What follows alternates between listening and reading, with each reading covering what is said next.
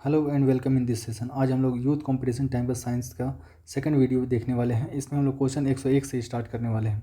आइए स्टार्ट करते हैं। तो आज का पहला क्वेश्चन है, which instruments aids in the detection of the heart beat. कौन से इंस्ट्रूमेंट से हम लोग हार्ट बीट को मेजर करते हैं? तो इसका ऑप्शन ए हो जाएगा स्टेथोस्कोप। स्टेथोस्कोप से हम लोग हार्ट बीट को मेजर करते हैं। दूसरा क्वेश्चन है, name the instrument use by the physician to measure the blood pressure. Blood pressure को स्फेग्मेनोमीटर से मेजर किया जाता है। Option B. Which of the following does not match. इसमें से कौन सा मैच नहीं कर रहा? Compass use for navigation and the indication north pole direction. एकदम सही है। कंपस जो है नॉर्थ साउथ पोल को डायरेक्ट करता है, मतलब दिखलाता है। Cyclotron measure small magnitude cyclotron sorry cyclone, ये गलत है। साइक्लोन को साइक्लोट्रॉन से मेज़र नहीं किया जाता है। एक्चुअली जो साइक्लोट्रॉन है ये पार्टिकल एक्सेलरेटर होता है। ये पार्टिकल एक्सेलरेटर होता है, जो भी मतलब आपका पार्टिकल है, प्रोटॉन न्यूट्रॉन हो गया, ये तो काफ़ी हाई स्पीड में मूव करवाता है। ठीक है, तो ये गलत हो जाएगा, ऑप्शन बी। तो मेरा राइट आंसर ऑप्शन बी ही है। ये किसमें से कौन सा मैच नहीं कर रहा? ऑप्शन बी मैच नहीं कर रहा इसमें।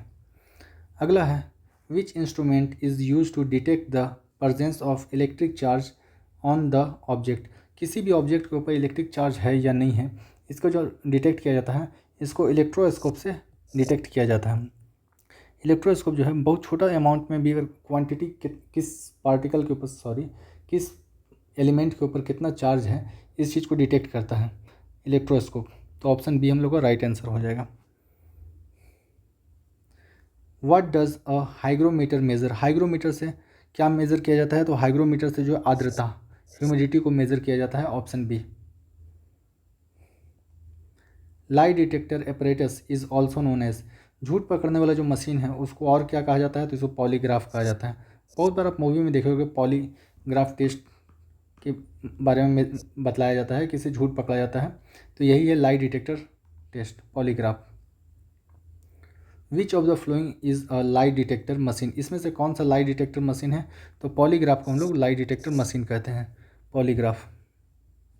ऑप्शन सी हो जाएगा इसका। Which instrument is use to show the direction of flow of current in the circuit. इसमें डायरेक्शन के बारे में पूछा गया है। अगर आपसे सिर्फ और सिर्फ पूछा जाता कि कौन सा यंत्र है जिससे करंट को मेजर किया जाता है, तो हम लोग ऑप्शन बी हो जाता। पर इसमें डायरेक्शन पूछा गया तो ये हो जाएगा गैल्वेनोमीटर। एक्चुअली गैल्वेनोमीटर से ना बहुत कम अमाउंट का अगर करंट पास हो रहा, किसी भी मटेरियल से बहुत कम अमाउंट का करंट पास हो रहा, तो गैल्वेनोमीटर से भी उसको मेज़र किया जा सकता है। गैल्वेनोमीटर से मेनली हम लोग डायरेक्शन देखते हैं करंट का, तो ऑप्शन ए मोस्ट एक्यूरेट है। Which of the following device is used to measure relatively high temperature such as are encountered in the furnace। Furnace या जहाँ पर बहुत हाई टेम्परेचर का जिक्र किया जाता है, 400 500 2000 डिग्री सेल्सियस टेम्परेचर का जब बात किया जाता है, तो इसमें हम लोग जो यूज करते हैं पायरोमीटर। पायरोमीटर से हाई टेम्परेचर को मेज़र किया जाता है। Which device is use in submarine to see the thing above the sea level. ये क्लास 8 का है, पेरिस्कोप। पेरिस्कोप से हम लोग जो ये होता है पनडुब्बी होता है, पनडुब्बी से बाहर जो सरफेस पे कोई जहाज़ है या नहीं उसको देखने के लिए यूज किया जाता है। इसका जो शेप होता है ये जेड शेप का होता है, ये जेड शेप का होता है। समझिए यहाँ पर आँख है और यहाँ पर एक मिरर लगा हुआ रहता है, यहाँ पर मिरर लगा हुआ रहता है। आपसे ये क्वेश्चन बन सकता है कि जो ये मिरर है ये वॉल के साथ कितना एंगल बनाता है? तो ये 45 डिग्री का एंगल बनाता है। 45 डिग्री का ये एंगल बनाता है जो मिरर है वॉल के साथ, इस सरफेस के साथ 45 डिग्री का एंगल बनाता है। अगर आपसे क्वेश्चन ऐसे पूछ लिया जाए कि ये दोनों मिरर के बीच में कितना डिग्री का एंगल है, तो दोनों पैरेलल मिरर हैं। अब पैरेलल के बीच में एंगल कितना होता है? 0 डिग्री। ठीक है, तो इसको आप ध्यान रखिएगा, ये 45 होगा। ये दोनों मिरर जो है 45 डिग्री का एंगल पे होता है वॉल के साथ। अगला question, which instrument is use to measure atmospheric pressure. बड़ा आसान सा क्वेश्चन हो गया। बैरोमीटर से हम लोग एटमॉस्फेरिक प्रेशर को मेज़र करते हैं। Option B is accurate. Which among the following device is use to measure the atmospheric pressure. Atmospheric pressure को कौन सा डिवाइस से मेजर करते हैं? बैरोमीटर से। ऑप्शन डी हो जाएगा इसका सही answer. Which device is use to see the sun. जब हम लोग सूरज को देखते हैं तो सूरज को नंगी आंखों से देखा नहीं जा सकता, तो सूरज को देखने के लिए जो डिवाइस यूज होता है उसको हम लोग बोलते हैं helioscope. Option c helioscope.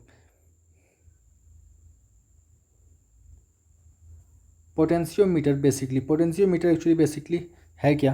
Potentiometer जो है it is a measuring instrument. हमको पता है कि इससे क्या क्या जाता है, मेजरिंग इंस्ट्रूमेंट है। देखते हैं ये क्या मेज़र करता है। पोटेंशियोमीटर जो है EMF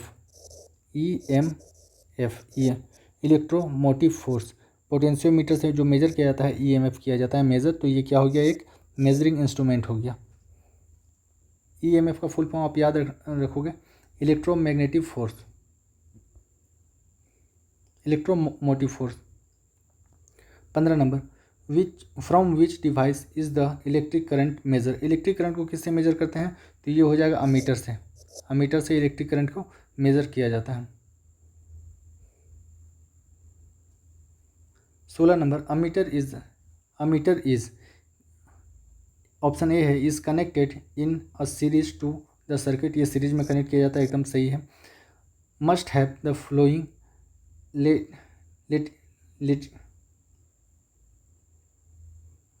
the flowing legitimate resistance. हाँ, रेजिस्टेंस कनेक्ट किया जाता है। आपका जो अमीटर जो होता है, अमीटर के साथ ये क्या करता है, एज अ रेजिस्टेंस भी काम करता है। तो हमको पता चलता है कि जब रेजिस्टेंस को पार कर रहा करंट तो कितना जो है करंट लॉस हो रहा। इसको ड्रॉज लेस पावर ड्रॉ करता है। जब ये करंट पास होता है किसी भी रेजिस्टेंस के थ्रू, जब ये पास होता है तो करंट में क्या आता है, ड्रॉप आता है, गिरावट आता है। तो इसको ही मेजर करता है। तो ऑल ऑफ द एबव इसका सही आंसर हो जाएगा। What does a stalagmometer use to measure. ये जो स्टेगलेमोमीटर है इसे मेज़र किया जाता है सरफेस टेंशन। सरफेस टेंशन का आपसे फॉर्मूला पूछेगा तो सरफेस टेंशन जो होता है ये फोर्स बाई F/L होता है। आपसे इसका यूनिट पूछा जाएगा, ये होगा न्यूटन पर मीटर।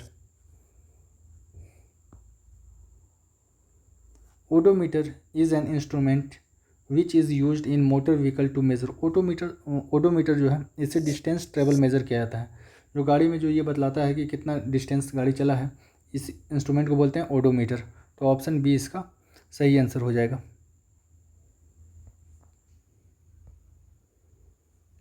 ओडोमीटर इन व्हीकल मेज़र। ओडोमीटर क्या मेज़र करता है, डिस्टेंस को मेज़र करता है। सेम क्वेश्चन है। Which instrument is used for measuring distance travel by the vehicle. Distance travel by the vehicle अगर बोल रहा तो ये क्या हो जाएगा, ओडोमीटर ही हो जाएगा। Option B. Which of the flowing speed of flow measuring instrument in is area meter. इसको हम लोग बोलते हैं rotameter. Option B rotameter. Which of the flowing speed of flow measuring instrument in a area. मान लो कि एक close area है, ये पाइप है, इसका अंदर कोई लिक्विड को फ्लो कराया जा रहा, किसी लिक्विड को फ्लो कराया जा रहा, तो इसी को हम लोग बोलते हैं रोटोमीटर से मेजर किया जाता है। Option B. Tachometer is used for. Tachometer जो है इसका यूज क्या है, RPM काउंट करने में। RPM इसका मतलब होता है रोटेशन पर मिनट। रोटेशन पर मिनट RPM। टेकोमीटर जो है इससे RPM को मेजर किया जाता है। Option A. Multimeter consist. Multimeter का मतलब भी हो गया बहुत सारा। मल्टी का मतलब हो गया बहुत सारा। तो ये जो मल्टीमीटर होता है उसमें वोल्ट मीटर भी होता है, उसके बाद करंट मीटर भी होता है, उसमें ओम मीटर भी होता है। तो ऑप्शन डी इसका सही आंसर हो जाएगा, मल्टीमीटर। आप इसका नाम से भी समझ सकते हैं कि जो मल्टीमीटर है उससे हम लोग वोल्टेज ड्रॉप को भी मेजर करते हैं, करंट को भी मेजर करते हैं और रेजिस्टेंस को भी मेजर करते हैं। तो ये तीनों हो जाएगा। What is false about Richter scale. Richter scale के बारे में कौन सा कथन गलत है। It was developed by the Charles Richter and the Gutenberg in 1935। एकदम सही है ये वाला। It is longitudinal scale. ये एक लॉन्गिट्यूडनल स्केल है, ये भी सही है। ठीक है, आप देखोगे जब ये भूकंप आता है तो उसका जो ग्राफ बनता है इस तरह बनता है, ये लॉन्गिट्यूडनल ग्राफ बनता है। तो ये भी बात सही है। It can be measure by using seismometer. हाँ, ये सिस्मोमीटर से मेजर किया जाता है। भूकंप मापी जो यंत्र है उसको सिस्मोमीटर बोलते हैं, उससे मेजर किया जाता है। The magnitude of 8 and 9 on the Richter scale means a light earthquake. नहीं, 8 और 9 तीव्रता का अगर भूकंप है तो ये बहुत ही ज़्यादा खतरनाक होता है। ये कोई लाइट नहीं है, ये बहुत कोई हल्का भूकंप नहीं है, ये काफ़ी हैवी भूकंप है। Instrument use for measuring the density of liquid. किसी भी लिक्विड का जो डेंसिटी है उसको हम मेज़र करते हैं हाइड्रोमीटर से। ऑप्शन बी इसका राइट आंसर होगा, hydrometer. Which instrument is use for discovering the things in water. समुद्र के अंदर या पानी के अंदर कोई छुपा हुआ वस्तु है या कोई डूबा हुआ चीज़ है, उसको हम लोग जो मेज़र करते हैं, तो उसको मेज़र करने के लिए हम यंत्र यूज करते हैं सोनार का। सोनार का आपसे फुल फॉर्म भी पूछ सकता है, sound navigation and ranging. Sound navigation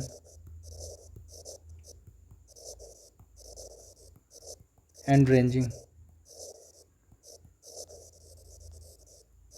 ranging. आपसे रडार का भी पूछ सकता है, तो ये होता है रेडियो डिटेक्शन एंड रेंजिंग। ठीक है, रडार जो है आसमान में किसी उड़ता हुआ चीज़ को डिटेक्ट करने के लिए काम आता है। जो सोनार है ये समुद्र के अंदर चीज़ों को ढूंढने में काम आता है।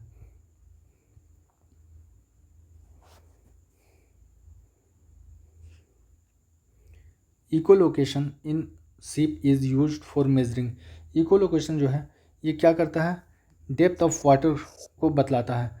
इकोलोकेशन से ऑप्शन सी हो जाएगा, डेप्थ ऑफ वाटर का पता चलता है। Dash is type of echolocation. Echolocation एक तरह का क्या है, तो इकोलोकेशन एक तरह का सोनार है। ये समुद्र के अंदर का डेप्थ बतलाता है और कोई भी चीज़ छुपा हुआ है, अगर डूबा हुआ है तो उसके बारे में भी डिटेक्ट करता है। तो ये एक तरह का सोनार है। सोनार का फुल फॉर्म होता है sound navigation and ranging. Which instrument is use for measuring density of milk. Density of milk को लेक्टोमीटर से मेज़र किया जाता है। ऑप्शन बी इसका राइट आंसर हो जाएगा, lactometer. Volt meter is use for measuring. Volt meter से हम लोग जो मेज़र करते हैं तो वोल्टेज मीटर मेज़र करते हैं। ऑप्शन बी इसका राइट आंसर है, volt meter is use for measuring voltage. Which instrument is use for measuring voltage. इसमें से कौन सा यंत्र है जिससे हम लोग वोल्टेज को मेजर करते हैं, तो ये हो जाएगा वोल्ट मीटर से वोल्टेज को मेजर करते हैं। Option D. Galvanometer is use for measuring. Galvanometer से क्या मेज़र किया जाता है, तो गैल्वेनोमीटर से हम लोग मेज़र करते हैं डायरेक्शन ऑफ करंट। ये पहले भी क्वेश्चन आ चुका। गैल्वेनोमीटर से डायरेक्शन ऑफ करंट और अमीटर से हम लोग करंट को मेज़र करते हैं। Which of the following is use to detect current in circuit. किसी भी सर्किट में करंट है या नहीं है, इसको मेज़र करते हैं हम लोग गैल्वेनोमीटर से। एक्चुअली गैल्वेनोमीटर जो बहुत स्मॉल अमाउंट में करंट का ये बतलाता है कि करंट है या नहीं है सर्किट में, पर मेनली इसका जो काम है डायरेक्शन बतलाना है। Which is use for measuring speed of motor. Speed of motor का स्पीड को बतलाता है स्पीडोमीटर। स्पीडोमीटर से मोटर का स्पीड का पता चलता है। अमीटर, इलेक्ट्रिक करंट, ओम मीटर। एक्चुअली जो इलेक्ट्रिक करंट है ना, इसको मेज़र किया जाता है अमीटर से। इलेक्ट्रिक करंट को मेज़र किया जाता है अमीटर से। तो रेजिस्टेंस को किससे मेज़र किया जाएगा, ओम मीटर से। तो ऑप्शन सी हो जाएगा। ये एनालॉजी की तरह हो गया, सिमिलरिटी की तरह। तो करंट को मेज़र करते हैं अमीटर से, तो उसी तरह रेजिस्टेंस को मेज़र करते हैं ओम मीटर से। विच instrument is use for measuring power and the speed of wind. हवा का जो स्पीड पावर है और स्पीड है, इसको हम लोग एनीमोमीटर से मेजर करते हैं। ऑप्शन डी इसका सही आंसर होगा। विच of the flowing can be measured temperature without touching the object. किसी भी ऑब्जेक्ट को टच किए बगैर उसका जो टेम्परेचर बतलाते हैं हम लोग, उसमें इंफ्रारेड थर्मामीटर का यूज करते हैं। फील्ड सिस्टम थर्मामीटर को हमको टच करना पड़ता है। मरकरी थर्मामीटर को हम लोग को टच करना पड़ता है। और इलेक्ट्रिक थर्मामीटर जो है ये भी कांटेक्ट में लाने से मेज़र बतलाता है। पर जो इंफ्रारेड थर्मामीटर है, इसको किसी ऑब्जेक्ट को टच करने की ज़रूरत नहीं होता, ये ऐसे ही बतला देता है। कोरोना टाइम में आप लोग देखे होंगे, कोरोना टाइम में इसका यूज हुआ था इंफ्रारेड थर्मामीटर का। फिजिकल क्वांटिटी समझने से पहले हमको दो चीज़ समझना होगा कि दो तरह का क्वांटिटी होता है, एक स्केलर होता है और दूसरा होता है वेक्टर होता है। स्केलर वो है जिसमें सिर्फ और सिर्फ मैग्नीट्यूड हो। फॉर एग्जांपल, अगर हम बोलते हैं कि आज हम 5 किलोमीटर चले हैं, तो हम क्या इसमें डायरेक्शन बतला रहे हैं, नहीं, सिर्फ और सिर्फ मैग्नीट्यूड बतला रहे हैं कि हम आज 5 किलोमीटर चले हैं। अगर वैसे वेक्टर का बात करते हैं, तो वेक्टर को हम इस तरह डिफाइन करेंगे कि आज हम 5 किलोमीटर ईस्ट की तरफ चले हैं, नॉर्थ की तरफ चले हैं। तो इसमें हम क्या बतला रहे हैं, मैग्नीट्यूड तो बतला ही रहे हैं, उसके साथ साथ अपना डायरेक्शन भी बतला रहे हैं। इसको वेक्टर क्वांटिटी बोलते हैं। तो बोल रहा है इसमें विच of the following is a scalar quantity. इसमें से कौन सा ऐसा है जो स्केलर क्वांटिटी है। प्रेशर जो है एक स्केलर क्वांटिटी है। डिस्प्लेसमेंट जो है वेक्टर, मोमेंटम जो है वेक्टर है, और फोर्स जो है वेक्टर क्वांटिटी है। ये जो है वेक्टर क्वांटिटी। तो प्रेशर क्या हो गया, एक स्केलर क्वांटिटी हो गया जिसमें डायरेक्शन का मेंशन नहीं रहता, सिर्फ और सिर्फ मैग्नीट्यूड बतलाया जाता है, 1 पास्कल 2 पास्कल इस तरह करके सिर्फ और सिर्फ मैग्नीट्यूड बतलाया जाता है। Which of the following is not a vector quantity, इसमें से कौन सा वेक्टर क्वांटिटी नहीं है। स्पीड और इम्पल्स, ये जो है स्पीड इम्पल्स जो फोर्स है, सॉरी जो फोर्स ऑफ ग्रेविटी, ये एक वेक्टर क्वांटिटी है। डिस्प्लेसमेंट एक वेक्टर क्वांटिटी है। इलेक्ट्रिक करंट जो है ये एक स्केलर क्वांटिटी है। इलेक्ट्रिक करंट जो है स्केलर क्वांटिटी है। स्पीड पर इम्पल्स, हमको पता है स्पीड क्या है, एक स्केलर क्वांटिटी। स्केलर क्वांटिटी और इम्पल्स क्या है, वेक्टर क्वांटिटी। जब किसी स्केलर क्वांटिटी को वेक्टर क्वांटिटी के साथ मल्टीप्लाई करते हैं तो ये क्या देता है, वेक्टर देता है। जब किसी स्केलर क्वांटिटी को वेक्टर के साथ डिवाइड करते हैं तब ये क्या देता है, वेक्टर देता है। किसी वेक्टर क्वांटिटी को अगर स्केलर के साथ डिवाइड करते हैं तब भी ये क्या देता है, वेक्टर देता है। तो उस हिसाब से स्पीड तो एक स्केलर है पर इम्पल्स क्या है, वेक्टर। इसलिए क्या हो गया, वेक्टर क्वांटिटी। और इलेक्ट्रिक करंट जो है ये एक स्केलर क्वांटिटी है। A vector quantity has both magnitude and direction, whereas a scalar quantity has only magnitude and no direction. Which of the following is a vector quantity? बोला इसमें से कौन सा वेक्टर क्वांटिटी है, तो इसका हो जाएगा ऑप्शन सी, डिस्प्लेसमेंट जो है। डिस्प्लेसमेंट और डिस्टेंस दोनों का यूनिट क्या होता है, मीटर ही होता है। पर डिस्प्लेसमेंट जब हम बतलाते हैं तो एक मैग्नीट्यूड बतलाते हैं। फॉर एग्जांपल मान लो 50 मीटर बतलाएं, ये क्या हो गया, मैग्नीट्यूड। उसके बाद हम लोग डायरेक्शन लगाते हैं, नॉर्थ साउथ ईस्ट वेस्ट जो भी लगाते हैं हम डायरेक्शन बतलाते हैं। तो मैग्नीट्यूड क्या हो गया, एक वेक्टर क्वांटिटी हो गया। वर्क और एनर्जी जो है दोनों का यूनिट क्या होता है, जूल होता है। और दोनों क्या है, स्केलर है, दोनों स्केलर है। स्पीड भी स्केलर है। डिस्प्लेसमेंट ये कैसा है, जो वेक्टर है। What is an example of vector quantity, इसमें से कौन सा जो एग्जाम्पल है ये वेक्टर क्वांटिटी का एग्जाम्पल है। टेम्परेचर, लेंथ, ये सब का सब स्केलर है। वेलोसिटी जो है, वेलोसिटी वेक्टर क्वांटिटी है और स्पीड एक स्केलर क्वांटिटी है। तो ऑप्शन सी मेरा आंसर हो जाएगा, velocity is a vector quantity. Which of the following is a vector quantity, इनमें से कौन सा वेक्टर क्वांटिटी है। Time scalar, distance scalar, temperature scalar. Velocity क्या है, एक वेक्टर क्वांटिटी है जिसमें magnitude as well as direction दोनों होता है।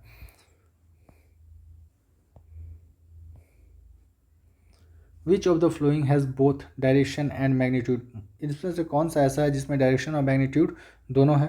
तो ये मोमेंटम जो है, डायरेक्शन और मैग्नीट्यूड दोनों है। मोमेंटम का आपसे फॉर्मूला पूछा जाएगा तो P इक्वल्स टू क्या होता है, एम भी। एम क्या हो गया, मास। मास कैसा है, स्केलर है। और भी क्या है, वेलोसिटी। वेलोसिटी किस तरह का, वेक्टर क्वांटिटी है। तो जब भी स्केलर क्वांटिटी का वेक्टर क्वांटिटी के साथ मल्टीप्लाई होगा वो क्या देगा, वेक्टर क्वांटिटी। तो मोमेंटम क्या हो गया, एक vector quantity. In the flowing physical quantity which is not relative quantity, इसमें से कौन सा रिलेटिव क्वांटिटी नहीं है। तो ये टाइम जो है, टाइम एक रिलेटिव क्वांटिटी नहीं है। इसके अलावा जितना कुछ भी हम लोग सब रिलेटिव में रिप्रेजेंट कर सकते हैं। टाइम जो है रिलेटिव क्वांटिटी नहीं है।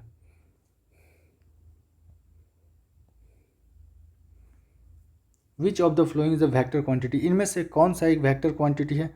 तो फोर्स जो है, फोर्स एक वेक्टर क्वांटिटी है। इसके अलावा सारा का सारा जो है ये स्केलर क्वांटिटी है। Which of the flowing which of the given below is not a vector quantity, इसमें से कौन सा वेक्टर क्वांटिटी नहीं है। तो पावर जो है स्केलर क्वांटिटी है। पावर जो है नॉट अ वेक्टर क्वांटिटी। अच्छा, इसमें से कौन सा वेक्टर क्वांटिटी नहीं है, तो क्या हो जाएगा, पावर जो है वेक्टर क्वांटिटी नहीं है। उसके अलावा सारा का सारा टॉर्क जो है वेक्टर क्वांटिटी है। डिस्प्लेसमेंट वेक्टर क्वांटिटी है। एक्सेलरेशन क्या है, वेक्टर क्वांटिटी है। पावर जो है एक स्केलर क्वांटिटी है।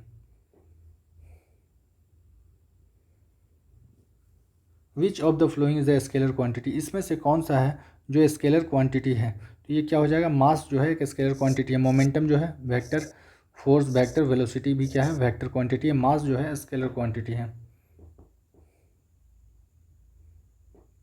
Which of the flowing only gives magnitude and not direction, ये स्केलर पूछना चाह रहा है। स्केलर क्वांटिटी क्या होता है, जिसमें सिर्फ और सिर्फ क्या होता है, मैग्नीट्यूड होता है और कोई डायरेक्शन नहीं होता। तो ये हो जाएगा वर्क। वर्क जो है इसमें मैग्नीट्यूड होता है पर डायरेक्शन नहीं होता। हम लोग बोलते हैं ना 50 जूल वर्क हुआ, 60 जूल वर्क हुआ, ये सब एग्जांपल देते हैं। तो क्या इसमें हम लोग डायरेक्शन बतलाते हैं। उसके अलावा जितना भी है, फोर्स है, मोमेंटम है, डिस्प्लेसमेंट है, सब में हमको मैग्नीट्यूड के साथ साथ डायरेक्शन ही बतलाना पड़ता है। इससे क्या हो जाएगा, वर्क हो जाएगा। Option C.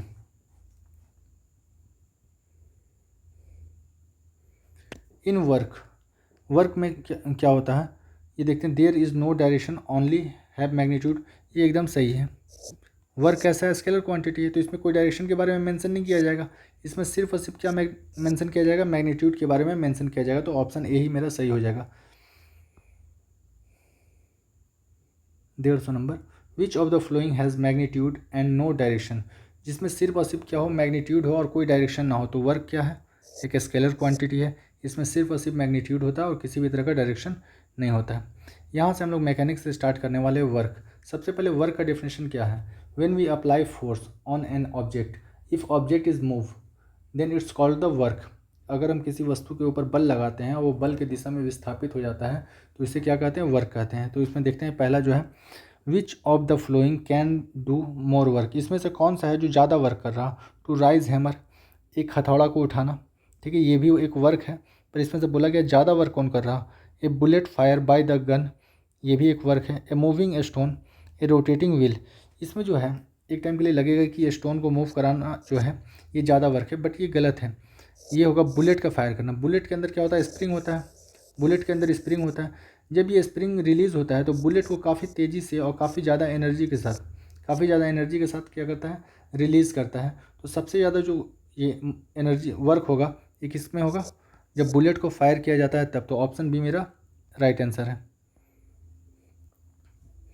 A force of 20 Newton displays an object through 2 meter and does the work of 20 joule.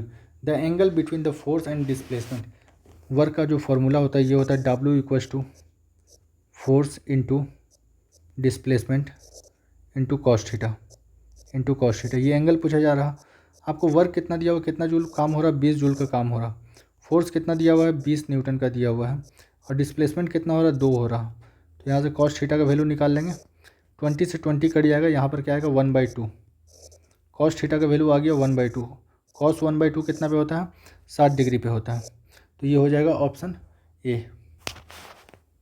W equals to F S cos theta, W का वैल्यू दिया हुआ 20, फोर्स का वैल्यू दिया हुआ 20, डिस्प्लेसमेंट कितना हो रहा है 2 मीटर, और कॉस थीटा का वैल्यू यहाँ से निकाल रहे हैं। तो कॉस 1/2 कितना पे होता है, 60 डिग्री पे होता है। ए porter rise 12 kg object from the surface of earth and put the object 1.5 meter above from the surface on his head.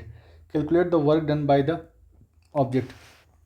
आपको वर्क का 3-4 फार्मूला याद रखना है। इसमें से एक फार्मूला है W equals to mgh। W equals to mgh, आप बोलोगे सर ये तो पोटेंशियल एनर्जी का है, ये तो पोटेंशियल एनर्जी का फार्मूला हो गया W इक्वल्स टू mgh। तो ये जो है वर्क होता क्या है, वर्क जो होता है, वर्क होता है चेंज इन एनर्जी।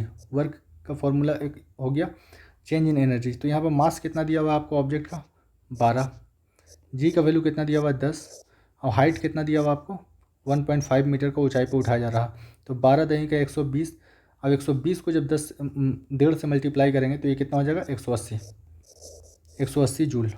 तो ऑप्शन क्या हो जाएगा, ऑप्शन सी 180 जूल।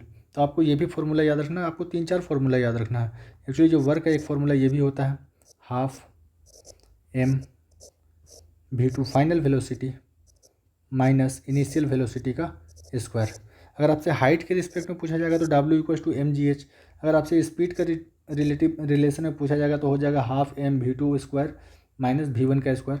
और ये फार्मूला आप सबको पता है कि वर्क जो होता है चेंज इन काइनेटिक एनर्जी होता है या फिर चेंज इन एनर्जी होता है। अगला क्वेश्चन है, if an aeroplane travel 4000 meter distance and work done is 20,000 joule, the force applied on it. Formula क्या है, W equals to F S cos theta. Cos theta यहाँ पर क्या हो जाएगा, कॉस थीटा हो जाएगा 0 डिग्री। 0 डिग्री हो गया तो कॉस 0 1 हो गया। यहाँ पर वर्क आपको कितना दिया हुआ है, वर्क दिया हुआ आपको 20,000। आपको फोर्स निकालना है, और ये कितना दिया हुआ है आपको, डिस्प्लेसमेंट 4000। आप 4000 से काटोगे तो कितना बार में चल जाएगा, 5 बार में। 4000 से चल जाएगा 5 बार में, तो कितना आ जाएगा यहाँ पर 5 न्यूटन का बल लग रहा, 5 न्यूटन का बल लग रहा।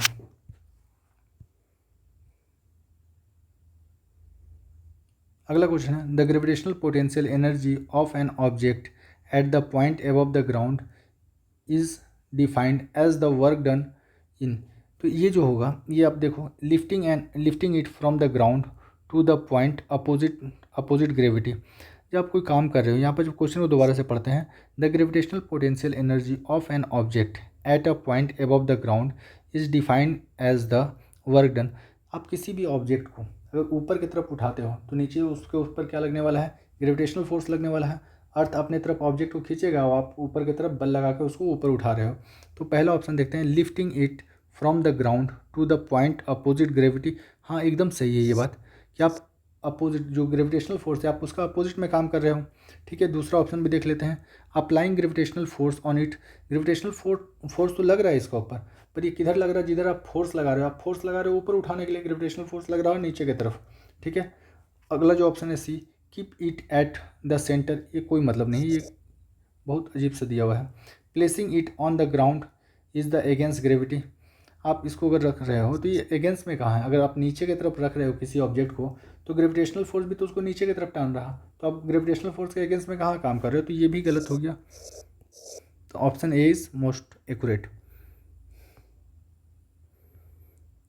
The work done to increase the speed from 5 metre per second to 10 metre per second by a car of कितना केजी का है, 800 केजी का कार है। तो यहाँ पर वर्क डन कितना होगा, हम ये ऑलरेडी फार्मूला बताएं, जो वर्क डन होता है स्पीड का रिलेशन में, half M v2 square minus का v1 का स्क्वायर, यही होता है।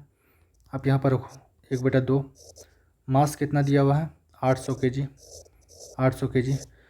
फाइनल वेलोसिटी जो होता है v2 होता है फाइनल वेलोसिटी, 10 का स्क्वायर कितना हो गया 100, माइनस का 5 का स्क्वायर कितना हो गया 25। जब यहाँ से काटोगे तो ये कितना हो जाएगा 400, 400 और यहाँ से कितना हो जाएगा 75। आप 75 का मल्टीप्लाई करो 4 में, तो 75 दूनी का 150, 150 दूनी का 300 आ गया। आप ये 2 जीरो को तो छोड़ दिए हो, तो 2 जीरो को यहाँ पर डालो।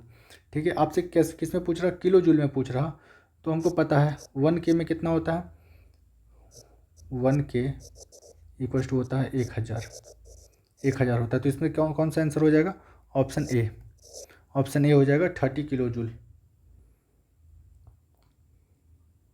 An object of 1 kg is dropped, 1 kg is dropped from the ground, dropped to the ground from the height of 30 meter.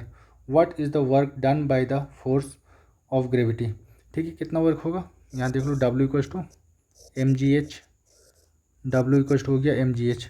मास कितना दिया हुआ है 1, जी का वैल्यू कितना दिया हुआ है 10, और आपको हाइट दिया हुआ है 30 मीटर। तो यहाँ से कितना आ जाएगा 300 जूल आ जाएगा, इसमें से क्या आ जाएगा 300 joule, option B. A person picks up 20 kg of goods at 2 meter above the ground and keep it on his head. Work done by the person. तो एक आदमी ज़मीन से किसी ऑब्जेक्ट को उठाता है जिसका वजन है 20 केजी, वो 2 मीटर ऊपर उठाता है और वो अपने सर पे रख लेता है। तो यहाँ भी क्या लगने वाला है, पोटेंशियल एनर्जी का फॉर्मूला लगेगा एम जी एच। मास कितना दिया हुआ है 20, जी का वैल्यू आप 10 मान लो, और हाइट कितना है, अगर आपको जी का वैल्यू ना दिया रहे तो आप उसको 10 ही मानना, इससे कैलकुलेशन आसान हो जाएगा। तो 20 दही का हो गया 200, 200 दूनी का हो गया 400, तो ऑप्शन बी इसका राइट हो जाएगा, 400 जूल सही आंसर है। An object of 1 kg rise 10 meter above the surface of the earth, then work done by the gravitational force. आपको एक चीज़ ध्यान देना है, आपसे ये नहीं बोला कि वो आदमी कितना काम किया है, ये पूछ रहा कि ग्रेविटेशनल फोर्स जो है वो कितना काम किया है, आपको इस चीज़ को देखना है। तो अब जब भी इस तरह करोगे ना, तो जब आप कोई आदमी काम कर रहा, जब कोई पर्सन काम कर रहा ग्रेविटी का अगेंस्ट में, पर्सन काम कर रहा है ग्रेविटी के अगेंस्ट में, तो काम कैसा होता है पॉजिटिव। लेकिन जब वही काम जब ये करने लगे, ग्रेविटेशनल फोर्स करने लगे तो वर्क कैसा होगा, नेगेटिव वर्क होगा। तो जो पॉजिटिव वाला है उसको आप हटा दो पहले। ठीक है, ये पॉजिटिव वर्क वाला। अब ये क्या हो रहा है, हाइट के रिस्पेक्ट में बात कर रहा है, तो वर्क डन क्या हो जाएगा, माइनस का एम जी एच। जब आपसे बात किया जाए ऐसे, work done by the gravitational force, कि ग्रेविटेशनल फोर्स कितना लग रहा, तब आपको माइनस एम जी एच लगाना है। तो ये कितना हो गया, माइनस एम का वैल्यू कितना दिया हुआ 1, जी का वैल्यू आपको 9.8 लेने बोला गया है। ठीक है, और हाइट कितना दिया हुआ 10 को आप जब 9.8 से मल्टीप्लाई करोगे कितना हो जाएगा 98 हो जाएगा। तो ऑप्शन डी इसका सही आंसर है 98।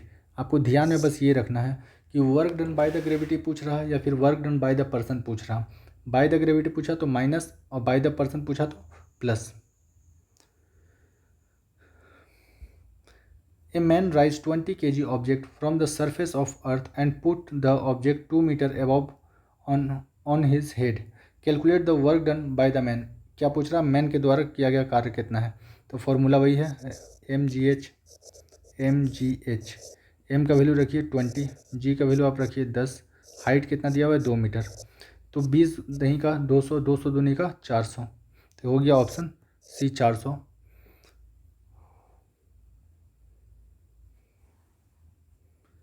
When an object move 1 meter distance by 1 Newton force on the direction of force, the work done। जब एक व्यक्ति एक ऑब्जेक्ट जिसका वजन कितना है जिसके ऊपर फोर्स लगा रहा है 1 न्यूटन का, और जो ऑब्जेक्ट है वो 1 मीटर मूव कर जा रहा है, तो वर्क डन कितना होगा। W इक्वल टू होता है, बेसिक फार्मूला जो है W equal to FS cos theta होता है।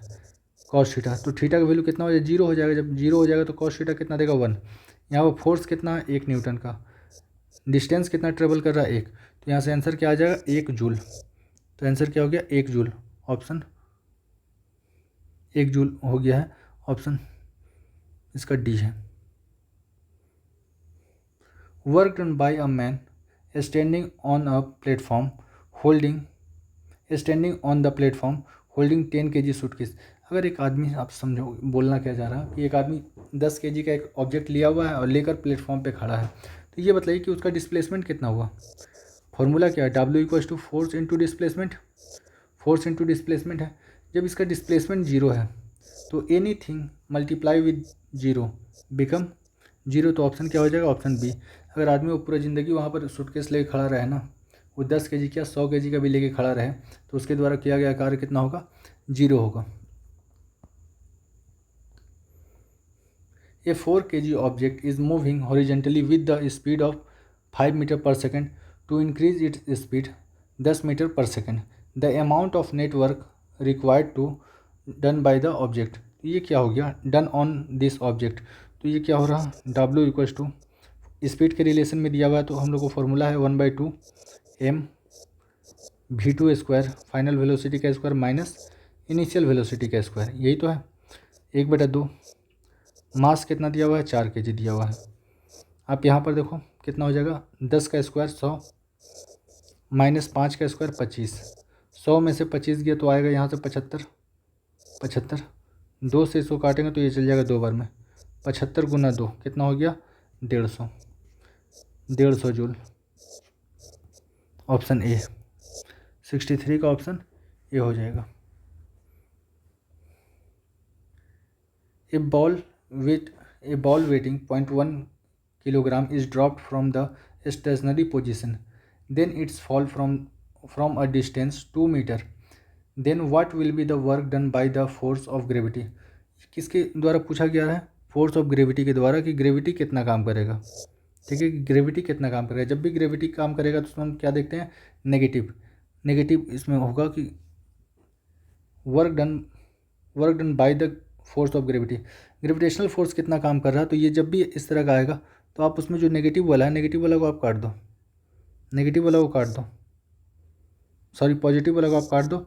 Work done by the gravity पूछ रहा, तो ये आप देख लो क्या होगा, mgh माइनस लगा हुआ, मास कितना दिया हुआ है 0.1, जी का वैल्यू कितना लोगे, नहीं दिया हुआ है तो 10, और हाइट कितना दिया हुआ है 2, तो कितना हो गया, यहाँ से आ गया 1 को 2 से मल्टीप्लाई करो, अच्छा 9.8 लिया हुआ है, सॉरी सारा का सारा 9.8 लिया हुआ है, तो 0.1 इंटू जी का वैल्यू लिया हुआ है 9.8, और हाइट कितना दिया हुआ है 2, तो जब 0.1 का 9.8 में मल्टीप्लाई होगा तो ये कितना होगा 0.98 इंटू का 2, तो ये हो जाएगा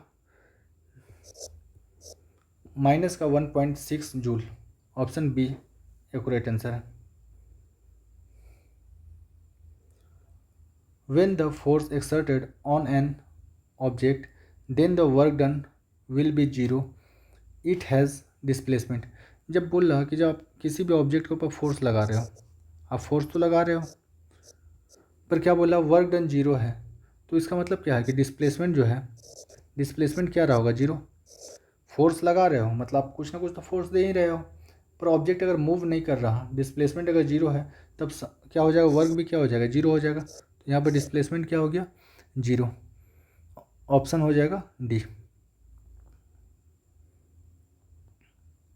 ए boy raises a box with a weight of 120 newton, ठीक है, through a height of 2 meter, work done by the boy, कि ये लड़का कितना काम कर रहा है।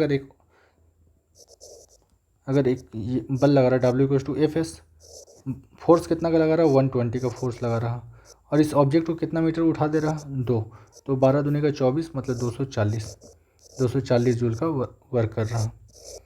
ऑप्शन सी हो जाएगा accurate answer, 240। Capacity of doing work is known as the, कार्य करने का जो ये होता है कैपेसिटी होता है, उसको बोलते हैं एनर्जी। कार्य करने का कैपेसिटी बोलते हैं, या कार्य करने का एफिशिएंसी बोलते हैं, इसी को क्या बोलते हैं, एनर्जी बोलते हैं। आपको पावर का भी डेफिनेशन याद रखना है, तो पावर का डेफिनेशन हम बाद में बतलाएंगे, जब ये बतलाएंगे कि रेट ऑफ डूइंग वर्क, कोई भी आदमी किस दर से काम कर रहा है उसको क्या बोलते हैं, पावर।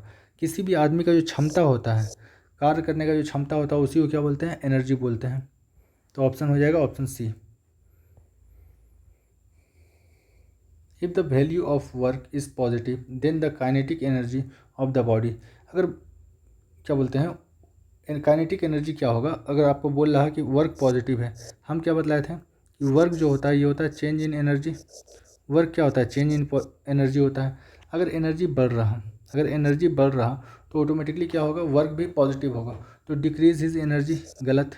जीरो कब होगा, जब कोई कार्य ना हो। इट विल स्टे, ये भी गलत है। इंक्रीज हिज एनर्जी, अगर कार्य हो रहा तो वहाँ पर एनर्जी क्या हो रहा है, जनरेट हो रहा, ठीक है, तो इसका एनर्जी बढ़ेगा। 69 number, which of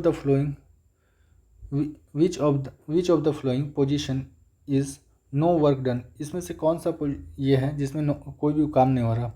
Kapil standing with a weight of 10 kg on his shoulder, ये अपना कंधा पर 10 kg क्या 100 kg उठा ले, पर अगर ये मूव नहीं कर रहा तब इसका क्या होगा, आंसर गलत होगा, इसमें कोई वर्क नहीं हो रहा। तो बोल रहा there is the following position is no work, इसमें क्या हो रहा, कोई वर्क नहीं हो रहा, ये मेरा हो जाएगा कपिल कोई काम नहीं कर रहा। अगला ऑप्शन देख लेते हैं, सचिन वॉक 4 मीटर, सचिन क्या कर रहा, 4 मीटर चल रहा, तो ये एक तरह का वर्क हो गया। A potter carry weight from a bus to car, बस से जब कार की तरफ बढ़ रहा आदमी, तो ये क्या कर रहा है, एक तरह का कार्य कर रहा। Arun play cricket on the field, जब फील्ड पे क्रिकेट खेल रहा तो ये क्या कर रहा, मूव कर रहा, और जब मूव कर रहा तो इसको क्या बोलेंगे, वर्क बोलेंगे। तो कपिल जो है 10 kg का वेट लेकर जो खड़ा है शोल्डर पे, ये कोई कार्य नहीं कर रहा। The work done by the force is positive then, अगर कोई फोर्स लगा रहे हो तो अब वर्क डन क्या बोल रहा, पॉजिटिव है, इसका मतलब क्या है, displacement occur in the direction of force. हाँ, अगर वर्क पॉजिटिव है तो इसका मतलब क्या है कि आप फोर्स लगाए, अब बॉडी विस्थापित हो गया, मूव कर गया, तो इसी को क्या बोलते हैं, positive work.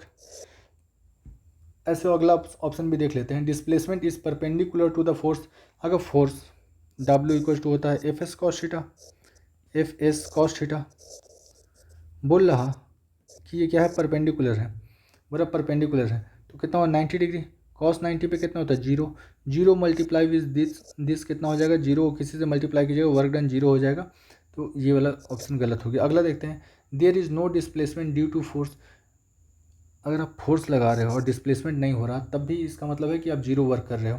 Displacement occur in opposite direction of the force, आप समझो कि किसी ऑब्जेक्ट के ऊपर वो फोर्स लगाए, पर ऑब्जेक्ट जो है जिस डायरेक्शन में आप फोर्स लगाए उस डायरेक्शन में ना मूव होकर आप ही की तरफ अगर वो मूव कर रहा, फॉर एग्जाम्पल हम लोग जब कुआँ से पानी निकालते हैं जिसमें जो चक्का लगा हुआ रहता है, तो हम लोग फोर्स लगाते हैं नीचे की तरफ, अब पानी का जो बाल्टी है ये ऊपर की तरफ उठता है, तो फोर्स जिस डायरेक्शन में लगा रहे हैं पानी का बाल्टी उसका अपोजिट डायरेक्शन में उठ रहा है, तो वो नेगेटिव वर्क है।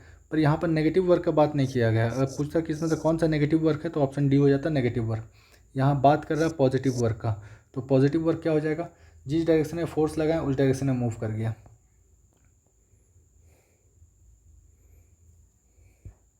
Which of the following activity can be said to have a work, इसमें से कौन सा ऐसा है जिसमें हम बोल सकते हैं कि ये काम हो रहा। Harish is reading a book, अरे रीडिंग अ बुक जो है ना, ये आदमी एक जगह बैठ के अगर पढ़ रहा तो जो बोलेंगे क्या वर्क, नहीं, इसको वर्क नहीं बोलेंगे। Pinky is walking on the flat road with a book on her hand, हाँ, अगर पिंकी हो या कोई भी हो अगर वो चल रहा, किसी ऑब्जेक्ट को लेकर चल रहा, तो वो क्या कर रहा, वर्क कर रहा। अगला है Shruti is standing on the chair, ये चेयर पर खड़ी रहे या बैठी रहे, ये कोई काम नहीं कर रही। अगर इसके अंदर मूवमेंट नहीं हो रहा, इसके अंदर डिस्प्लेसमेंट नहीं हो रहा, तो वर्क क्या होगा, गलत हो जाएगा। ऑप्शन डी जो है, Khushi is pushing the wall on the of the house but fail to do it. ये अगर हम लोग अगर किसी भी वॉल के ऊपर फोर्स लगा रहे हैं, वॉल मूव नहीं कर रहा, इसका मतलब क्या है कि वर्क डन क्या हो गया, जीरो हो गया, वर्क डन हो गया zero. Khushi is pushing the wall of the house but fail to do it. हाँ, अगर वॉल मूव नहीं कर रहा, वहीं पर है, तो ये क्या हो जाएगा, कोई काम नहीं कर रहे। तो ऑप्शन बी मेरा सही आंसर होगा। A porter lift 500 newton up to the distance of 100 metre, work done by the, कितना वर्क होगा यहाँ पर, ये बोल रहा पोर्टर जो है फोर्स लगाया कितना का, a porter lift 500 newton up to the distance of 100 metre from the work. यहाँ पर जो वर्क होगा ये आपको बहुत ध्यान से देखना है कि एक आदमी है, ये अपने सर पर एक सामान रखा हुआ है, ये सामान रखा हुआ है और ये मूव कर रहा है इस डायरेक्शन में, और ये मूव कर रहा है इस डायरेक्शन में मूव कर रहा। तो ये बताओ कि जो सामान का वजन है, फोर्स है, वो किस डायरेक्शन में लगेगा, नीचे की तरफ लगेगा। डिस्प्लेसमेंट किधर हो रहा, इस डायरेक्शन में हो रहा। दोनों के बीच में एंगल कितना बना, 90 डिग्री का एंगल बना। जब भी 90 डिग्री का एंगल बनेगा, आप सुने होंगे, वो बहुत पॉपुलर एग्जांपल है कि एक कुली अपने सर पर एक सामान लेकर मूव कर रहा है, तो बताइए कुली द्वारा किया गया कार्य कितना है, तो हम लोग बोलते हैं जीरो। तो यहीं से हम लोग समझ जाएंगे W इक्वल टू क्या होता है, W equal to F S cos theta. देखिए फोर्स लग रहा है नीचे की तरफ, डिस्प्लेसमेंट हो रहा हॉरिजेंटली, दोनों के बीच में जो एंगल है कितना, 90 डिग्री का एंगल है। तो जब 90 डिग्री का एंगल होगा, cos 90 कितना हो गया, zero. Zero multiply with anything become zero, तो कितना हो जाएगा, 0 न्यूटन। ठीक है, 0 न्यूटन हो जाएगा option C.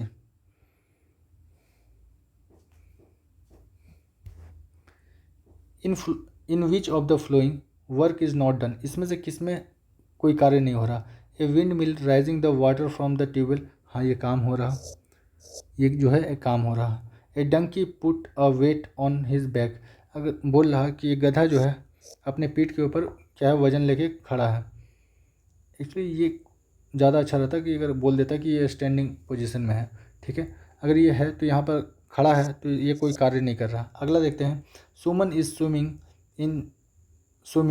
In a pool, अगर सुमन हो या कोई भी हो, अगर वो पूल में तैर रहा, तो उसका क्या हो रहा है, डिस्प्लेसमेंट हो रहा है। डिस्प्लेसमेंट होगा तो क्या बोलेंगे, वर्क होगा।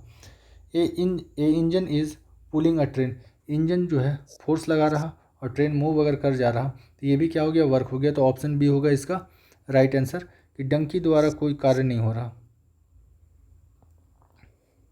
Efficiency of work is known as, efficiency या कैपेसिटी, या फिर कैपेसिटी,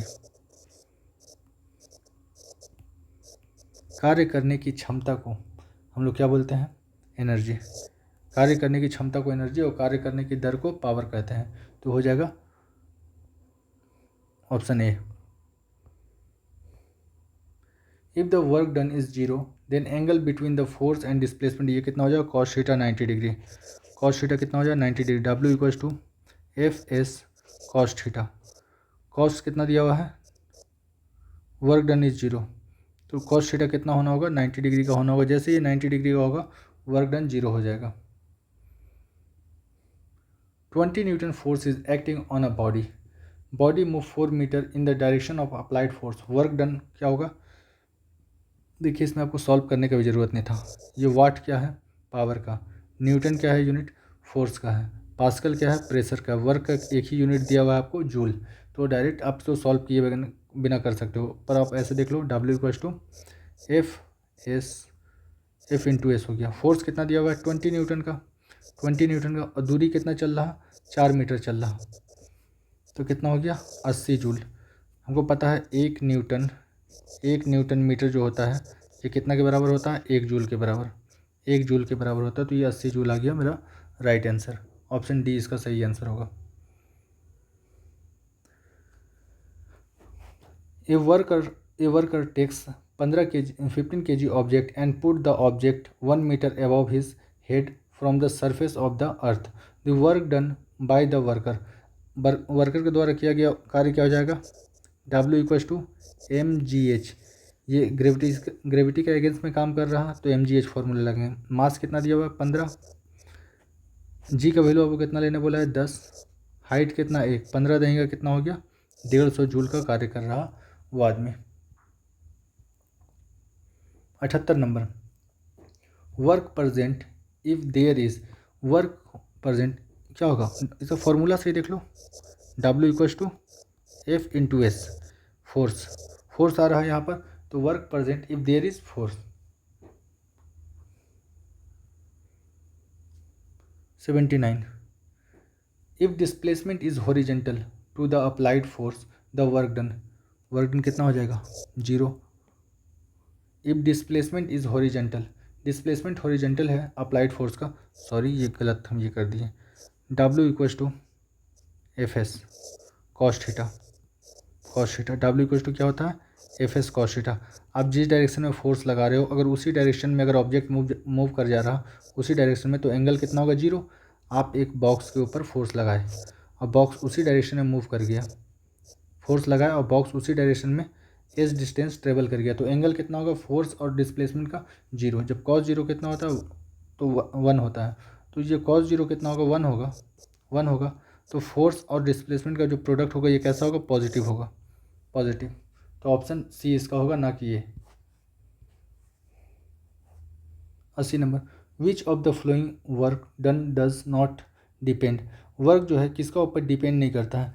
अभी तक हम लोग जितना भी ये देखे हैं इसमें कहीं भी ये देखे क्या कि मास के बारे में बतलाया गया है। W इक्वल्स टू हम लोग क्या देख रहे थे फोर्स इनटू डिस्टेंस, आप कितना फोर्स लगा रहे हो वो कितना डिस्टेंस ट्रेवल कर रहा है, तो ये मास के ऊपर डिपेंड नहीं करता है, अप्लाइड फोर्स के ऊपर डिपेंड कर रहा, डिस्प्लेसमेंट के ऊपर डिपेंड कर रहा, और यहाँ पर एक पूरा फॉर्मूला क्या है कॉस थीटा, तो ये किसका एंगल के ऊपर भी डिपेंड कर रहा, ये किसके ऊपर डिपेंड नहीं करता मास के ऊपर। विच of the flowing the work done by a body does not depend, जो वर्क डन है किसका ऊपर डिपेंड नहीं करता डिस्प्लेसमेंट के ऊपर करता है। इनिशियल स्पीड का आपको फॉर्मूला ये वाला याद रखना होगा, W equals to half m v2 square minus का v1 का स्क्वायर, यही तो हो रहा।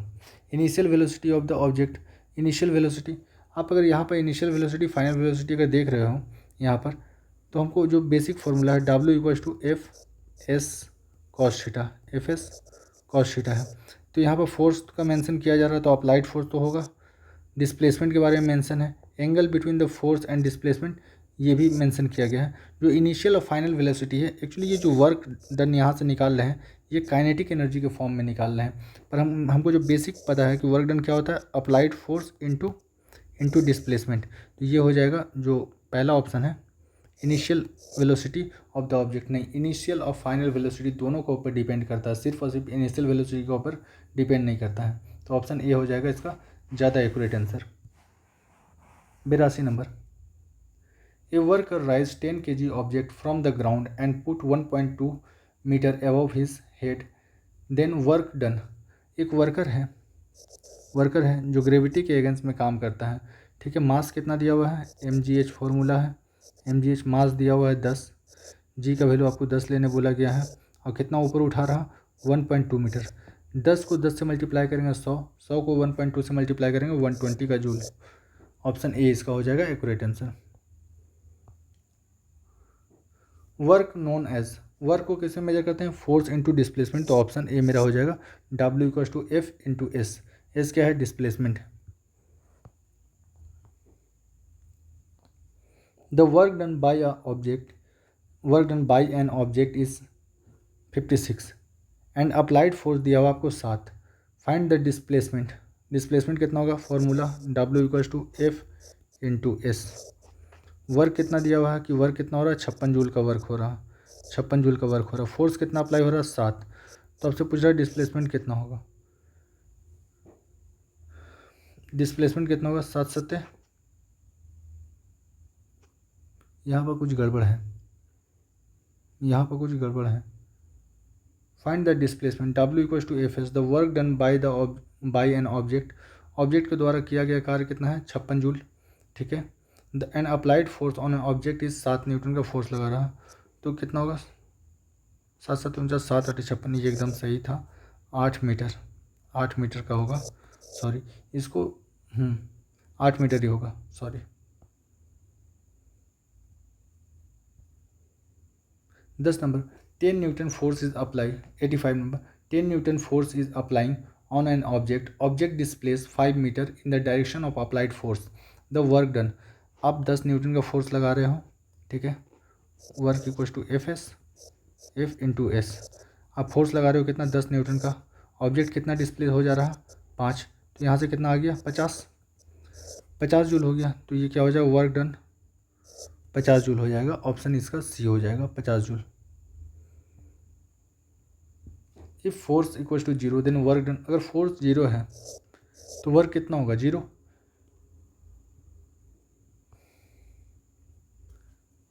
ए potter pick up 12 kg of goods from the ground and place it on his head 1.5 meter above the ground.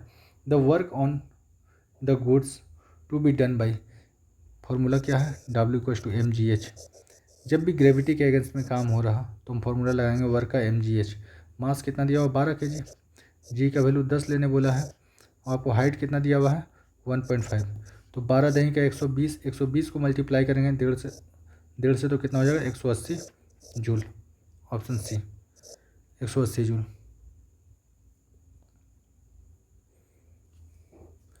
The force of 25 Newton is working on an object. That object is moving in the direction of force. Force के direction में move कर रहा 5 metre. Then work done by the force, ठीक है, कितना work होगा। आप यहाँ भी देख लो, ये वाट है, ये न्यूटन है, ये पास्कल है। आपको बनाए बिना इसका आंसर आ जाएगा। वर्क डन बोला ना, कि वर्क डन हमको पता है, वर्क और एनर्जी का जो फॉर्म ये होता है, जो यूनिट होता है वो क्या होता है, जूल होता है। पर आप एक बार बना कर देख लो। फोर्स कितना दिया हुआ है, 25, ठीक है, 25 का दिया हुआ फोर्स, और ये कितना मूव कर रहा, 5 मूव कर रहा। W इक्वल टू यही होता है ना, फोर्स इंटू डिस्प्लेसमेंट। 25 बचे 125, 125 joule. When a man pushing a wall but fail to displace it, it does, ये कोई काम नहीं कर रहा। आप चाहे जितना भी ताकत लगा दो, अगर ऑब्जेक्ट मूव नहीं कर रहा तो वर्क डन कैसा होगा, 0 होगा, ठीक है। तो ऑप्शन बी हो गया, 0 work. When a person walk 4 meter with a constant speed of 12 Newton, with a constant force of 12 Newton, work done by him, W equals to F into S. Force लगा रहा 12 Newton का, move कर रहा 4, 12 चौके 48 joule. Option C. To say that the work has been done, two condition must be completed. One of them, बोला कि अगर हम बोलते हैं ऐसा कि वर्क हो रहा, इसमें वर्क होने के लिए कंडीशन क्या है, 2 ही कंडीशन है। अगर वर्क हो रहा तो आप क्या लगा रहे हो, फोर्स लगा रहे हो, और ऑब्जेक्ट क्या कर रहा है, मूव कर जा रहा, तो इसी को वर्क बोलते हैं। तो इसमें पढ़ते हैं पहला जो है, फोर्स इज़ नॉट रिक्वायर्ड। गलत बात, फोर्स का तो ज़रूरत पड़ेगा ही पड़ेगा। अगर फोर्स आप लगाओगे तभी तो ऑब्जेक्ट मूव करेगा। Object must be placed display, हाँ बात सही है, ऑब्जेक्ट को मूव करना होगा, और ऑब्जेक्ट तो मूव ऐसे करेगा नहीं। ऑब्जेक्ट मूव क्यों करेगा, क्योंकि उसके ऊपर हम फोर्स लगा रहे हैं, ठीक है। ऑप्शन सी को चेक करते हैं। There should be no absorption and emission of energy, गलत बात, ये कहाँ से आ गया, absorption and emission of energy, ये सब नहीं होगा। There should be no change in the condition of the, no change in the condition, अगर कंडीशन ही चेंज नहीं हुआ, अगर आप उस ऑब्जेक्ट को मूव ही नहीं करा पाए तो क्या होगा, वर्क होगा क्या, नहीं होगा, ये भी गलत हो गया। The product of force and displacement, अब तो हम लोग को इतना पता चल गया है कि वर्क जो होता है फोर्स और डिस्प्लेसमेंट का प्रोडक्ट होता है, ठीक है। तो ये हो जाएगा option C. 93 number, work is product of, same question आ गया। वर्क क्या है, एनर्जी वॉल्यूम गलत, पावर डिस्प्लेसमेंट गलत, force and displacement of an object toward the direction of force, हाँ फोर्स लगा रहे हैं, ठीक है, और बॉडी मूव भी कर जा रहा है, डिस्प्लेस भी हो जा रहा है, तो इसी को क्या बोलेंगे, वर्क बोलेंगे। अगला देख लेते हैं, displacement of an object in the direction of the, displacement of the object in the direction of the force, ये जो है ये भी तो सही लग रहा। Work is a product of displacement of the object, नहीं ये गलत हो गया। W इक्वल टू होता है एफ एस कॉस थीटा होता है, ठीक है, ना कि डिस्प्लेसमेंट, और ये होता है, तो ये गलत हो गया, ठीक है, पहले फोर्स लगाते हैं, बॉडी मूव करता है। 94 number, if a stationary force applied to an object the object move in the direction of force is expressed as a result of force and displacement। ये क्या बोलना चाह रहा है 94 नंबर में, a stationary force is applied to the object move in the direction of force. हम किसी object के ऊपर फोर्स लगा रहे हैं और ऑब्जेक्ट डायरेक्शन में मूव कर जा रहा है, जिस डायरेक्शन में फोर्स लगा रहे हैं उस डायरेक्शन में। Is express as the result of force and displacement, ये इसको बोलते हैं वर्क बोलते हैं। वर्क बोलते हैं किसी भी ऑब्जेक्ट के ऊपर आप फोर्स लगाते हो और फोर्स के डायरेक्शन में ऑब्जेक्ट मूव कर जाता है तो क्या हो जाएगा, work done. 95 number, work is done on a body only when. Work कब होगा, देखते हैं। It express of energy gain through the mechanical effect. जो भी हम लोग ताकत लगाते हैं किसी भी ऑब्जेक्ट के ऊपर या कोई भी ऑब्जेक्ट जो है चलता है उसको बोलते हैं मैकेनिकल इफेक्ट। इसका मतलब क्या है, फोर्स लगा रहे हो। हम आज ऑलरेडी पढ़ चुके हैं वर्क क्या होता है, चेंज इन एनर्जी। वर्क क्या होता है, चेंज इन एनर्जी। तो ये पहला ऑप्शन हो गया, इट एक्सपीरियंस एनर्जी। जब किसी भी ऑब्जेक्ट के ऊपर आप फोर्स लगा रहे हो और वो मूव कर जा रहा है तो वो कैसा फील कर रहा है, एनर्जी एक्सपीरियंस कर रहा, मैकेनिकल एफर्ट से, बाहरी ताकत से। ठीक है, option A. What is the work done if the angle between the applied force and the direction of force is 90 degree. अगर 90 डिग्री पर लग रहा, अभी हम लोग देखें ना कि एक मजदूर है जो अपने सर के ऊपर क्या है, एक बक्सा लिया हुआ है और ये इस डायरेक्शन में मूव कर रहा, तो लगने वाला फोर्स नीचे मूव इस डायरेक्शन में कर रहा, तो दोनों के बीच में एंगल कितना हो गया, 90 डिग्री का। जब 90 डिग्री का एंगल होगा तो हम लोग क्या बोलते हैं, जीरो वर्क। इसको क्या बोलते हैं, zero work. Option D. 97 number, the ability of an object to do the work energy contain in an object is depends on. ये किसका ऊपर डिपेंड करता है, देखते हैं। Mass and the volume of object, एकदम गलत।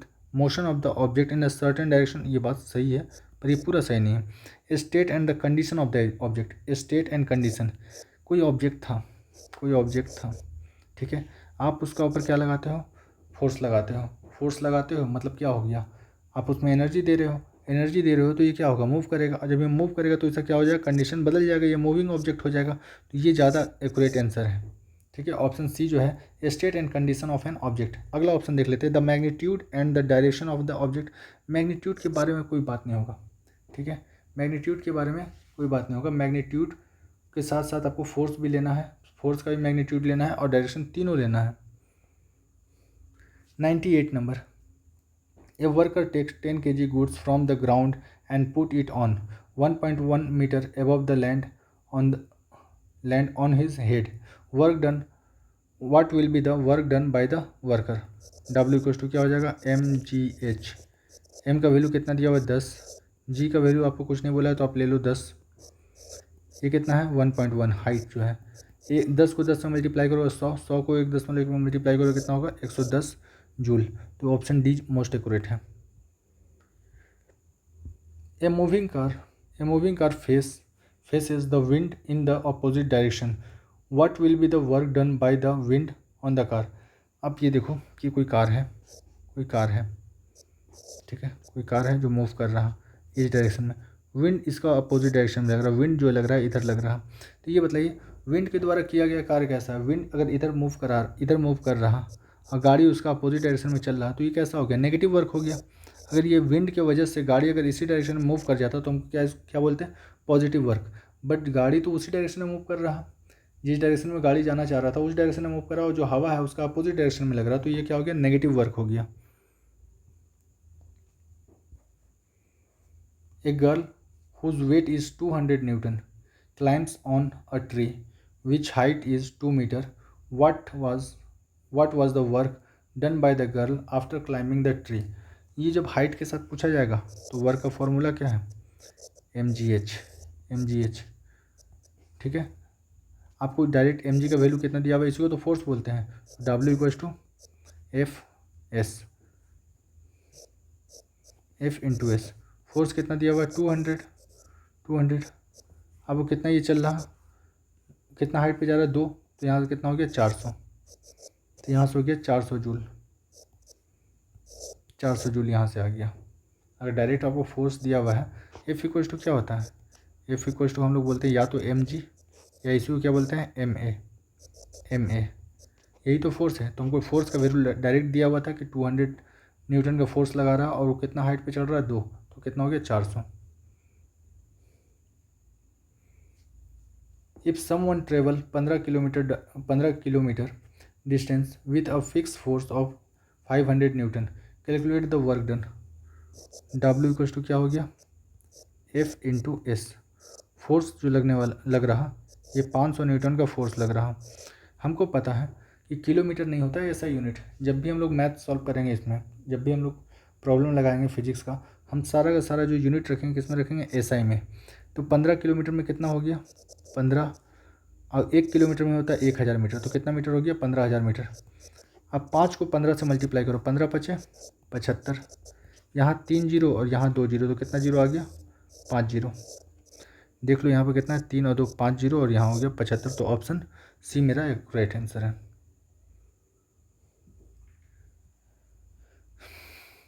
A horizontal force of 10 Newton displays on an object 5 kg to a distance of 2 meter in the direction of force. What will be the work done by the object? अगर हमको direct force और distance दिया हुआ है, displacement दिया हुआ है, तो हम क्या करेंगे, डायरेक्ट इनका प्रोडक्ट करेंगे। तो क्या हो जाएगा, फोर्स दिया हुआ है 10 न्यूटन का, डिस्प्लेसमेंट कितना हो रहा, 2 मीटर का, तो 10 दूनी का 20 जूल, 10 दूनी का 20 जूल हो गया option A. What is the amount of work done when an object move under a force of 10 Newton at the distance of 10 metre? तो क्या हो जाएगा, फोर्स 10, डिस्प्लेसमेंट कितना हो रहा है 10, तो 10 नहीं का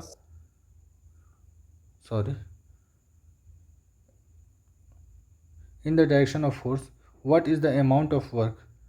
अच्छा ये 100 आ गया, 100 जूल, ऑप्शन सी में दिया हुआ है, ऑप्शन सी में दिया हुआ 100 जूल, 10 इंटू 10।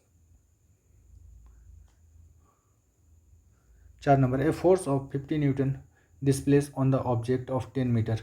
ठीक है, what will be the work done.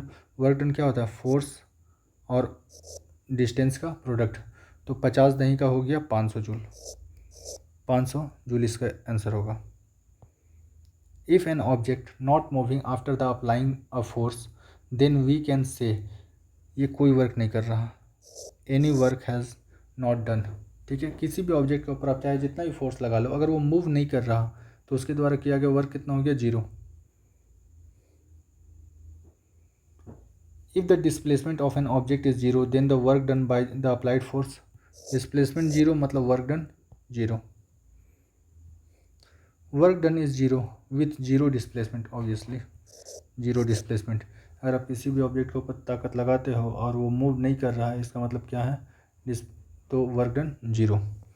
अगला देखते हैं, which of the following is not a characteristic of work. इसमें से कौन सा वर्क का कैरेक्टरिस्टिक नहीं है। Work has a direction, work क्या है, डायरेक्शन है, नहीं वर्क एक स्केलर क्वांटिटी है, वर्क ए स्केलर क्वांटिटी, तो ये कोई कैरेक्टर नहीं है। अगला ऑप्शन देख लेते हैं, for doing work it is necessary to apply a force on the object. हाँ एकदम सही है, अगर आप चाहते हो कि वर्क हो तो उसके ऊपर आपको क्या करना होगा, फोर्स अप्लाई करना होगा। वर्क हैज़ ओनली मैग्नीट्यूड, हाँ वर्क स्केलर क्वांटिटी है तो इसके अंदर मैग्नीट्यूड है। For work done there should be an displacement of an object, ये भी बात सही है कि जब आप फोर्स लगा रहे हो तो बॉडी मूव करेगा, और बॉडी मूव करेगा तो वो क्या कहलाएगा, वर्क कहलाएगा। A bus running with a force of 4000 newton, the work done by the bus is 2000 joule, what is the distance travel by the bus. W equals to F into S, force into displacement. आपको work दिया हुआ है 2000, force दिया हुआ है 4000, displacement आपसे पूछा है, ये 3 जीरो से 3 जीरो कट जाएगा, 2 से कट जाएगा 2 बार में, तो क्या आ गया 1/2, डिस्प्लेसमेंट आ गया 1/2, 1/2 आ गया मेरा एस का वैल्यू। 1/2 कितना होता है, 0.5 मीटर, तो ऑप्शन डी आंसर हो जाएगा इसका, 0.5 metre. If a man pulls a trolley by the applying force of 50 newton and the trolley is displace, कितना हो जा रहा है ये 30 मीटर। अब फोर्स लगाए 50 न्यूटन का, डिस्प्लेसमेंट कितना हुआ 30 का, कितना हो गया 5 तिया का 15, 2 जीरो यहाँ से आ गया, कितना आ गया 1500 जूल, ऑप्शन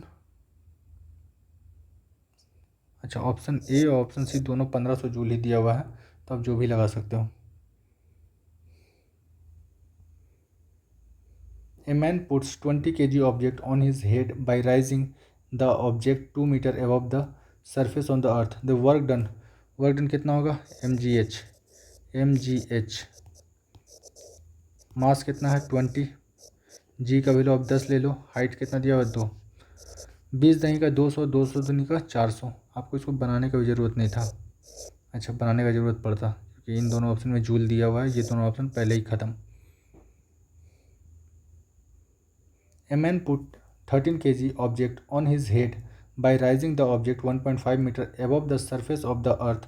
वर्क डन होगा m, g का वैल्यू 10 लेना है, h का वैल्यू कितना हो गया 1.5। 13 दही का 130, 130 को जब 1.5 से मल्टीप्लाई करेंगे तो 130 का आधा कितना होता है 65 होता है इधर, तो 130 और 65 195, ऑप्शन ए, ये हो गया 195 joule. A boy hold 4 kg school bag for 30 seconds.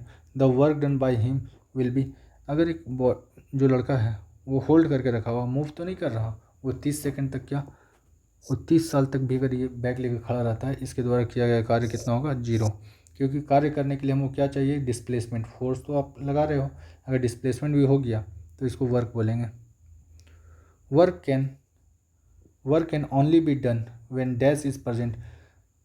क्या होगा यहाँ पर? Work is only be done, work is only be done when dash is present. Work होता है जब आप, work is only be done when dash is present. Energy आप इधर देखो, आप चाहे जितना ही फोर्स लगा लो, अगर डिस्प्लेसमेंट 0, वर्क डन 0। वर्क का फॉर्मूला क्या है? W equals to change in energy. यही तो बोलते हैं कार्य करने का जो कैपेसिटी होता है, कार्य करने का कैपेसिटी को हम क्या बोलते हैं? एनर्जी बोलते हैं। तो the work can only be done when dash is present, energy उसमें प्रेजेंट रहेगा। ये काफ़ी कॉन्सेप्चुअल था, तो इसको एक बार अच्छे से देख लेना, ये एनर्जी होगा इसका, ना कि फोर्स। फोर्स तो अप्लाई कर रहे हो, डिस्प्लेसमेंट के बारे में किसी भी तरह का मेंशन नहीं है। जब मेंशन नहीं है तो वर्क के बारे में हम लोग बतला नहीं सकते वर्क हो रहा कि नहीं हो रहा। अगला, विच of the following is not an example of work done. इसमें से कौन सा एग्जाम्पल नहीं है वर्क डन का? A man pushing against the wall, a man pushing against the wall, ये यहाँ पर कोई वर्क नहीं हो रहा। यहाँ पर अगर एक आदमी दीवार को मूव करा रहा, दीवार मूव नहीं हो रहा, तो कोई वर्क हो रहा क्या? नहीं हो रहा। अगला ऑप्शन देखते हैं, trolley move when the boy pushes the, हाँ बच्चा जो है ताकत लगा रहा और ट्रॉली मूव कर जा रहा, तो ये वर्क डन है। ठीक है, ये वर्क डन है। अगला देख लेते हैं, applied force on an object in the direction of object is move. हाँ, जिस डायरेक्शन में फोर्स लगा रहे हो उस डायरेक्शन में ऑब्जेक्ट मूव कर रहा है, ये भी वर्क डन है। Raising the book to the some height and walk, हाँ आप किताब को उठाए और मूव कर रहे हो, तो ये भी वर्क डन है। तो इसमें से एक, जब आदमी दीवार को धक्का दे रहा तो कोई वर्क नहीं कर रहा। A man pushing against the wall is not a work. When the direction of the force applied and the direction of movement of the object is perpendicular to each other, तो यहाँ पर no work done होगा। आप समझ रहे हो, एक object है, ठीक है, आप ये ऑब्जेक्ट इधर की तरफ मूव कर रहा, अब फोर्स जो है परपेंडिकुलरली लग रहा, परपेंडिकुलर लग रहा, तो एंगल कितना बन रहा 90 डिग्री का। जब 90 डिग्री का एंगल बनेगा तो कोई वर्क होगा क्या? नहीं, कोई वर्क नहीं होगा।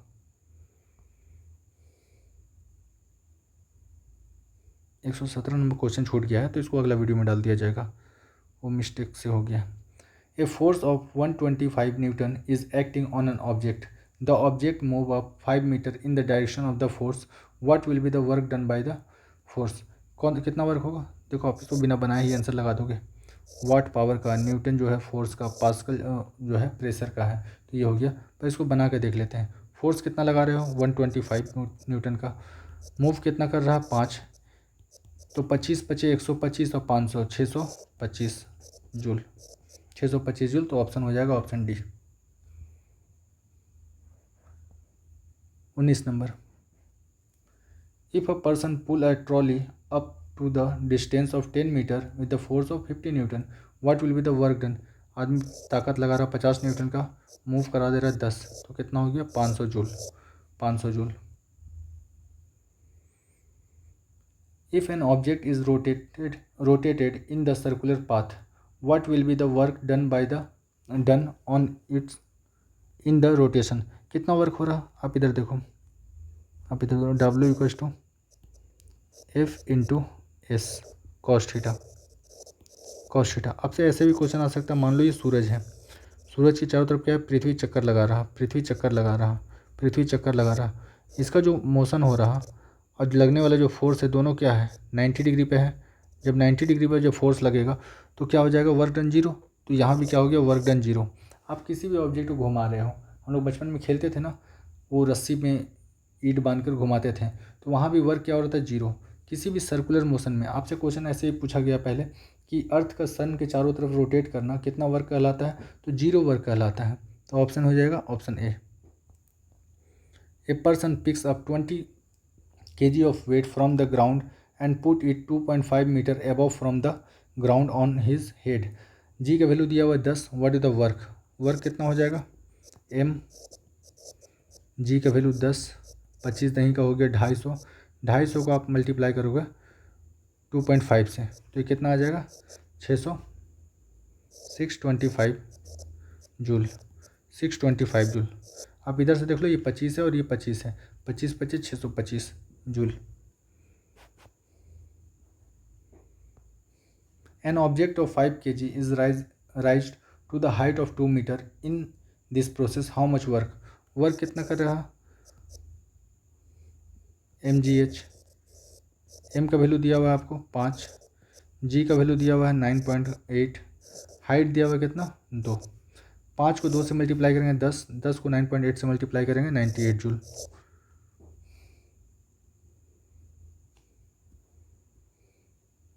An object of 5 kg is raised to the height of 4 meter. What will be the value of the work done due to the force of gravity on the object? यहाँ पर देखो किसके द्वारा पूछ रहा, ग्रेविटी के द्वारा पूछ रहा। तो ग्रेविटी के द्वारा किया गया कार्य कैसा होता है, नेगेटिव होता है। पॉजिटिव वाला को आप पहले ही काट दो।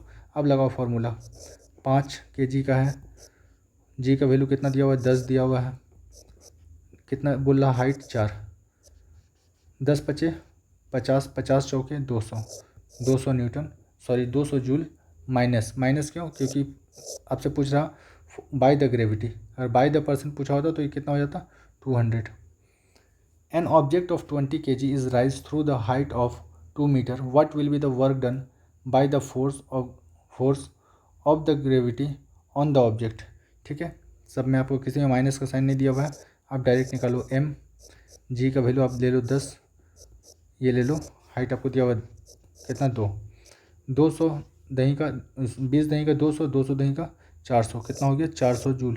तो ऑप्शन ए मेरा आंसर हो जाएगा 400 joule. When displacement occur, the work done by the force is considered to be negative। बोला कब ये नेगेटिव कंसिडर करेंगे, आप समझो कि आप एक अनवारी हैं, ये वाला एक अनवारी है, आप यहाँ से फोर्स लगा रहे हो, ठीक है, अनवारी इस तरह मूव कर गया, आप यहाँ से ताकत लगा रहे हैं इसका ऊपर, और अनवारी जो है आप ही की तरफ गिर रहा, आप ही की तरफ गिर रहा है, तो क्या बोलेंगे, negative work.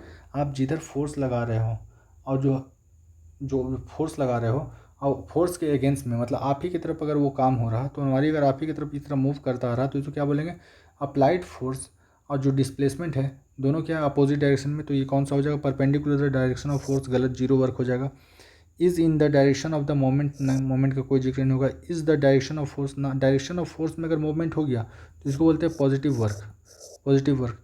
In the direction, in is in the opposite direction to the force, ये ज़्यादा यही सही आंसर है कि आप जिस डायरेक्शन में फोर्स लगा रहे हो डिस्प्लेसमेंट भी उसका अपोजिट डायरेक्शन में हो रहा, ठीक है, तो ये हो जाएगा नेगेटिव वर्क। अगर आपको मेरा काम और मेरा मेहनत पसंद आता है तो आप मुझे सपोर्ट दिखला सकते हैं। Thank you for watching.